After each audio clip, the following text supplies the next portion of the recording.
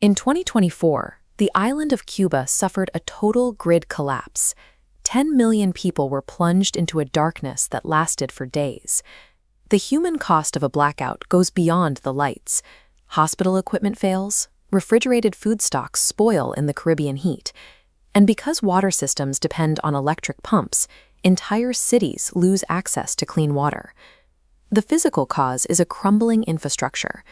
Cuba's power plants are mostly oil-fired relics, many of them decades old and operating well below their intended capacity due to a lack of parts and maintenance. This decay is compounded by a geopolitical trap. Cuba relies on imported fuel, but traditional suppliers like Venezuela have halved their shipments. U.S. sanctions further block the island from the credit and fuel markets it needs to stabilize the system. Cuba's crisis is a stark illustration of the risks inherent in fuel dependence. When a nation relies on an energy source that is both imported and politically controlled from the outside, a single supply disruption can trigger a national emergency. This vulnerability is shared by dozens of nations across the global south. For many developing economies, the basic ability to function depends entirely on the constant import of expensive fossil fuels. That energy security hinges on a few maritime choke points. Roughly 20% of the world's oil supply passes through the Strait of Hormuz, a single narrow corridor vulnerable to regional instability. As this map shows, a conflict near the strait sends economic shockwaves across the globe.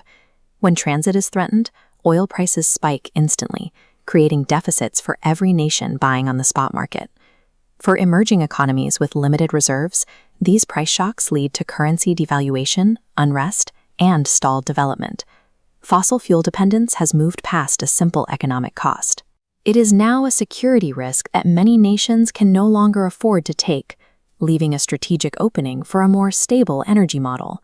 China is aggressively filling that opening. By acting as a primary developer for nations isolated by U.S. sanctions or Western credit requirements, Beijing is positioning itself as the alternative energy partner of the Global South.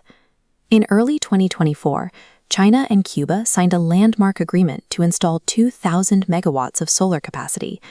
The plan aims to have the first half of that capacity online by summer 2025.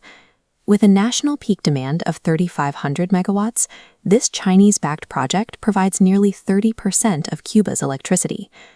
This energy leapfrog pairs solar grids with affordable electric vehicles, letting nations bypass the traditional fossil fuel stage entirely.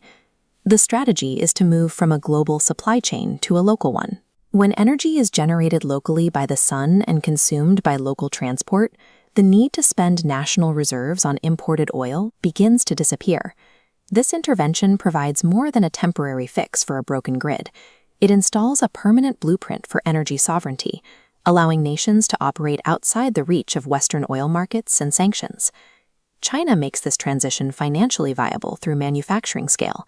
They currently produce over 80% of the world's solar panels, which has helped crush the price of modules to less than 14 cents per megawatt. Their model prioritizes infrastructure over ideology. While Western aid is tied to political or economic reforms, China provides a complete technological package, financing, hardware, and training, focused solely on project completion. The recipient nation gains immediate stability. They receive modern infrastructure and predictable energy costs without the debt traps associated with high-interest fuel loans. China, in turn, secures a long-term export market for its green technology surplus, ensuring its factories stay busy as domestic demand in China matures. This creates deep strategic ties. By solving a crisis the West could not, China has gained a significant geopolitical foothold directly within the Caribbean. Beijing effectively uses its manufacturing capacity to buy long-term diplomatic and economic alignment from nations that feel underserved by existing international frameworks. The Cuban agreement provides a template now being applied across other emerging markets. This same partnership model is currently reshaping energy landscapes throughout Africa and Southeast Asia. In Africa, the scale of Chinese involvement is evident in projects like the Africa Solar Belt program and utility-scale wind farms that meet the electricity demand for hundreds of thousands of households. This hardware dominance extends to the streets. Chinese electric vehicles are rapidly capturing market share in Brazil, Mexico, and Thailand, often arriving at price points that combustion engines cannot match. This is more than a series of sales. It is the establishment of technological interoperability. These nations are building their futures on a unified Chinese standard for power grids, charging hardware, and technical management. By providing the tools to solve local energy crises, China is integrating the global south into a singular technological sphere that operates independently of Western influence.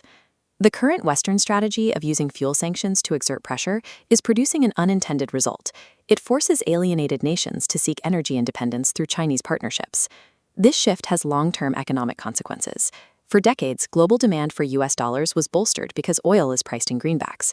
Every barrel a nation stops importing is a barrel they no longer need to buy with US dollars.